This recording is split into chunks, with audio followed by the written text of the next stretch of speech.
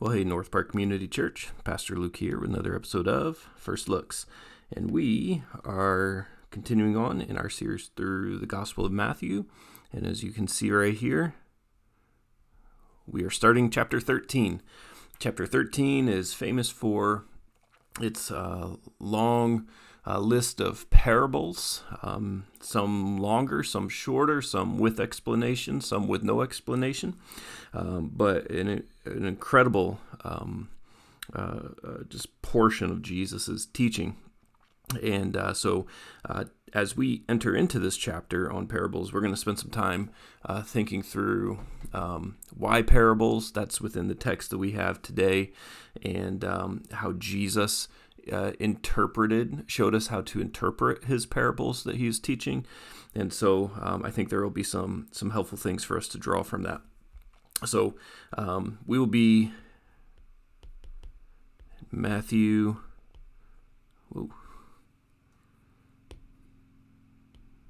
13, 1 through 23. That's our text for us.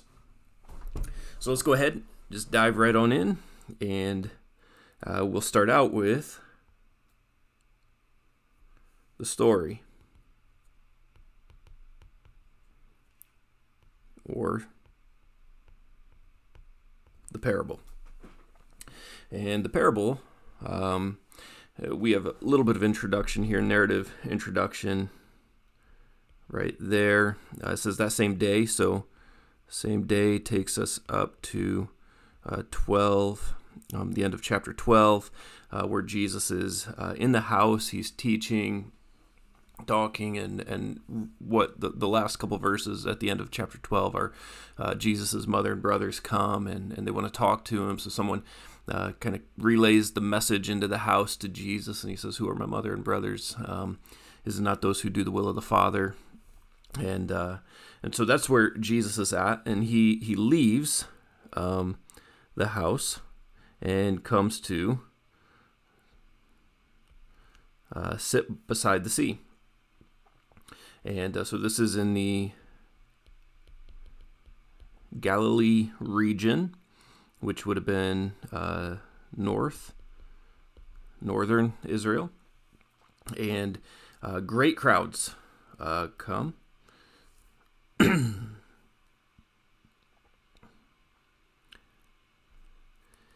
And they gather about him, so much so that he got into the boat and sat down. So Jesus gets into the boat, goes offshore a little ways.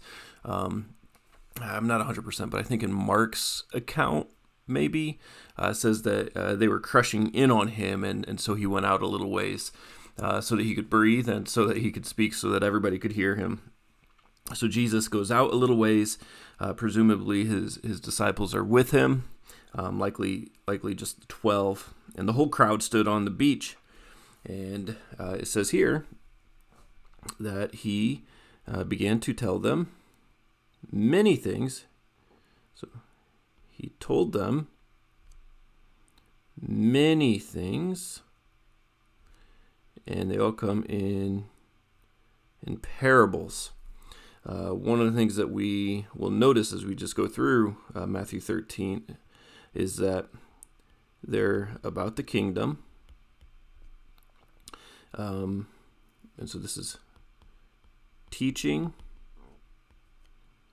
about kingdom in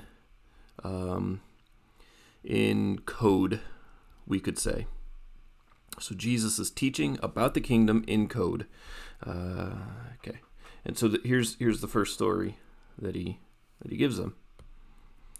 A sower went out to sow, and so we might say, maybe this is, well, you know what I should not do? Interpret the parable before Jesus does. So a sower, we could say this maybe. We are working with farm analogy, and the farmer is sowing seeds. And just real quick here, let me Just kind of grab this. Okay. So seeds fell along the path. The birds came and devoured them. Other seeds fell on rocky ground where they did not have much soil. Immediately they sprang up, since they had no depth of soil. But when the sun rose, they were scorched, and since they had no root, they withered away. Other seeds fell among the thorns. Thorns grew and choked them. Other seeds fell on good soil and produced grain, some 100-fold, some 60, some 30. He who has ears to hear, let him hear. So we have a sower who's sowing, and he scatters seeds. Presumably, these are all the same seeds, same sort of seeds. But some fell on the path. The path would have been hard soil that's been trodden upon. And then you have the rocky ground, where there's not much soil. And then we have seeds that fell among thorns, and the thorns grew up and choked them. And so soil that is has thorns in it, and thorns grew up and choked them out. And then other seeds fell on good soil that produced grain, and it grew 60, some 30, and some 100-fold. And then here's a really important bit for us. He who has ears to hear, let him hear. So, yeah, let me get a different color. Differentiate that a little more.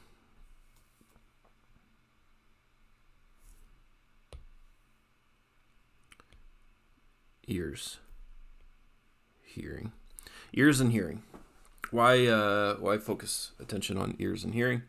Well, let's go down and look. The disciples, they say to him, came to Jesus and said to him, they're probably in the boat there, and maybe turn over and ask him, and they say, well, why? Why speak in parables? Again, we could say code.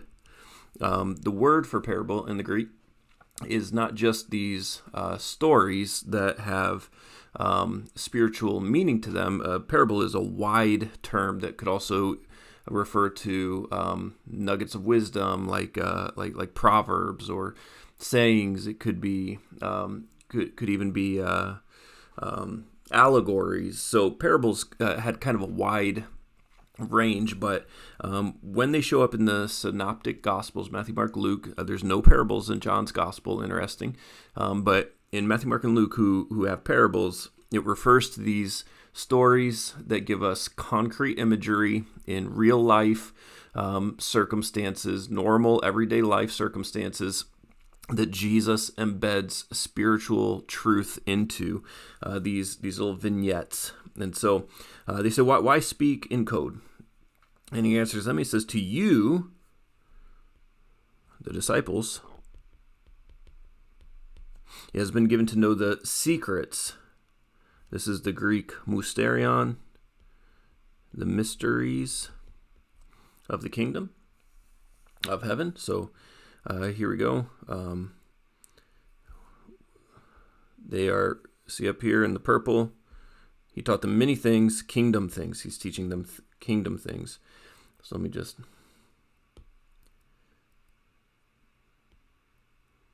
the mysteries of the kingdom. But to them, we could say, not disciples. It has not been given, for to the one who has, more will be given, and he will have an abundance. So the one who receives these secrets, the kingdom of heaven, to whom the secrets of the kingdom have been given, more is coming. There's even more to it than what you're getting from this understanding of this parable, this mystery of the kingdom.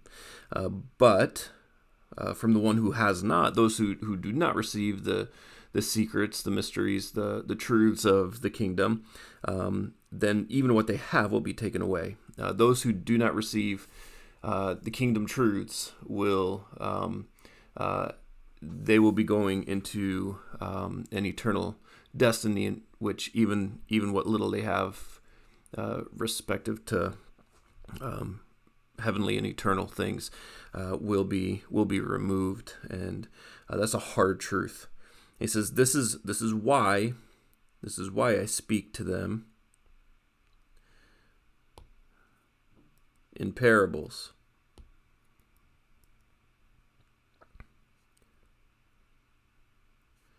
In parables, because seeing they do not see, hearing they do not hear, nor do they understand. So we see that connection right there on the hearing. So Jesus says, after he tells the parable, if you have ears, hear. And then he gives them this Isaiah prophecy in which those who do not have ears to hear the truths of the kingdom, they don't hear and they don't understand, obviously. And so this is the Isaiah prophecy right here. And this is Isaiah 6, 9 and 10. You will indeed hear but never understand. You will indeed see but never perceive. Your hearts will grow dull, ears that can barely hear, eyes that have closed, lest they should see with their eyes and hear with their ears and understand with their heart, and then I would in turn and I would heal them. So parables, just to summarize, are for the purpose of concealing truths that would otherwise lead to repentance. That is a hard truth. That is a hard truth, but it is hard to get around that being the plain message that we have in front of us. You'll hear but not understand, see but never perceive. Your heart will grow dull, and with your ears they barely hear, eyes are closed, lest they should see with their eyes and hear with their ears and understand with their hearts, and I would turn and heal them. So we're going to have to try to make sense of all this. Just for reference, this is Isaiah 6 right here. And Isaiah 6 is the famous "Holy, holy, holy is the Lord of hosts." In the year that King Uzziah died, Isaiah has the vision of the Lord sitting on the throne, high and lifted up. He sees the seraphim singing out, crying out, "Holy, holy, holy is the Lord of hosts. Whole earth is full of his glory. The foundation is a threshold shake." And he says, "Woe is me, I am lost. I am a man of unclean lips, and I dwell in the midst of people of unclean lips. And my eyes have seen the King, the Lord of hosts." And one of the seraphim flew, having in his hand the burning coal, and taking the tongs from the altar, and he touched my mouth and said, "Behold, this has touched your lips. Your guilt is taken away. Your sin is atoned for." And then I heard a voice of the Lord saying, "Whom shall I send, and who will go for us?" And then I said, "Here I am, send me." And then we have our verses that are quoted in our Matthew passage.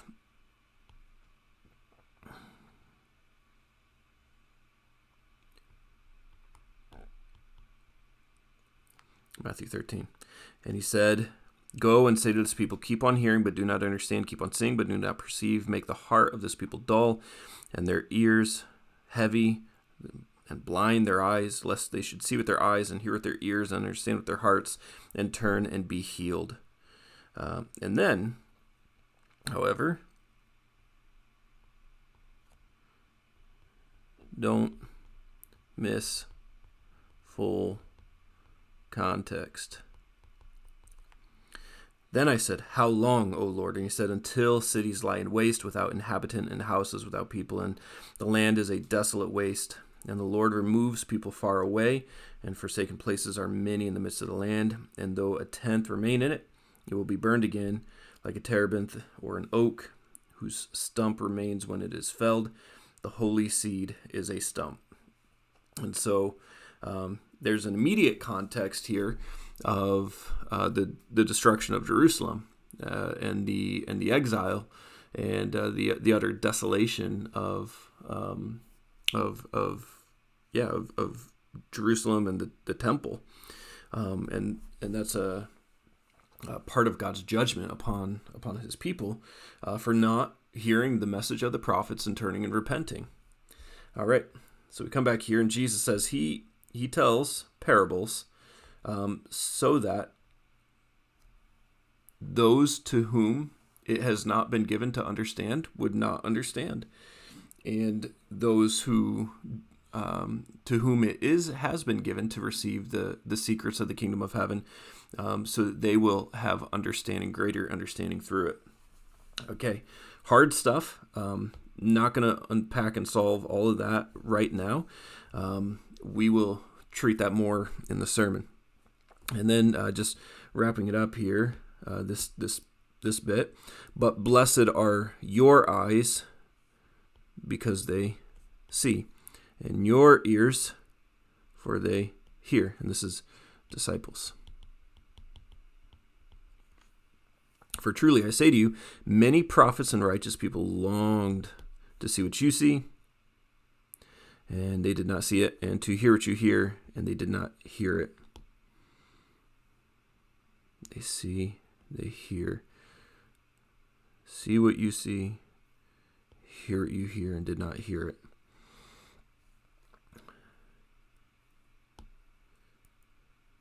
All right. Here then, the parable of the sower. So now we see, just with heightened significance, how important it is to discern the truths embedded in Jesus' parables. Because if we can hear what's there, then we are receiving mysteries of the kingdom, and there's blessing for us. And if we do not, then it is indicative of a blindness, a deafness, a deadness. And so when anyone hears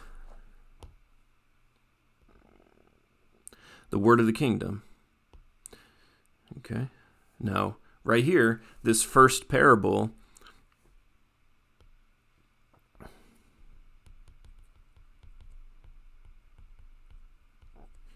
is about who hears the word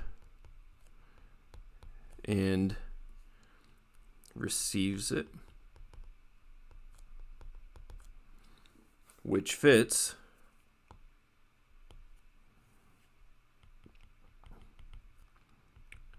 the Isaiah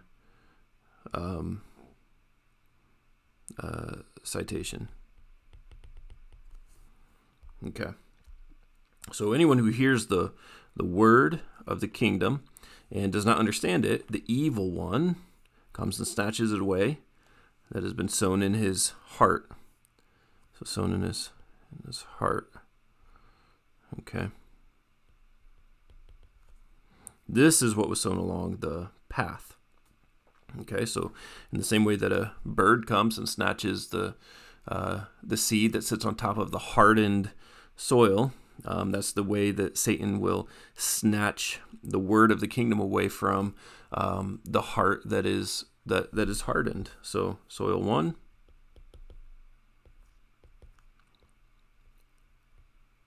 hardened heart. Okay. Now, for what was sown on the rocky ground, this is the one who hears the word and immediately receives it. It's key right there. Receives it with joy, and yet it has no root in himself, endures for a little while, and then when tribulation and persecution arises on account of the word, immediately he falls away. So soil 2 would be the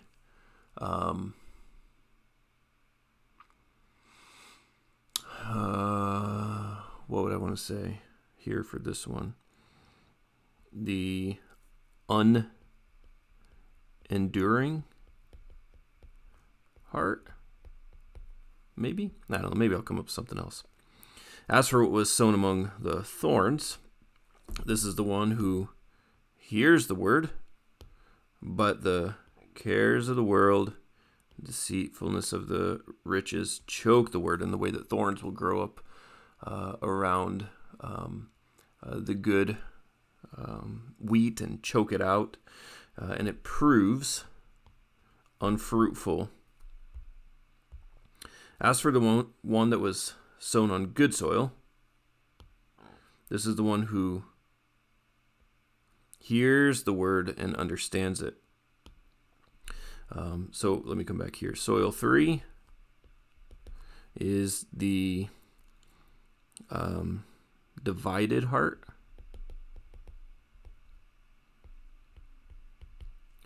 That is an unfruitful. I think it's important to grab that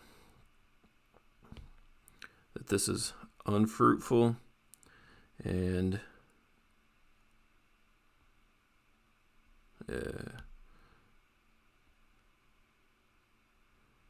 bears fruit.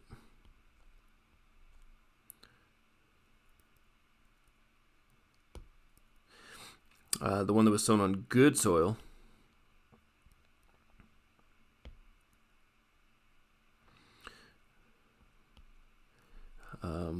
is the one who hears the word, understands it, and notice here that the let me put it here, and understands it, bears fruit.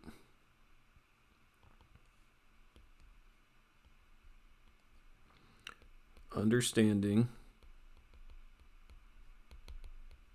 equals fruitfulness. Lack of fruitfulness would mean no understanding. So,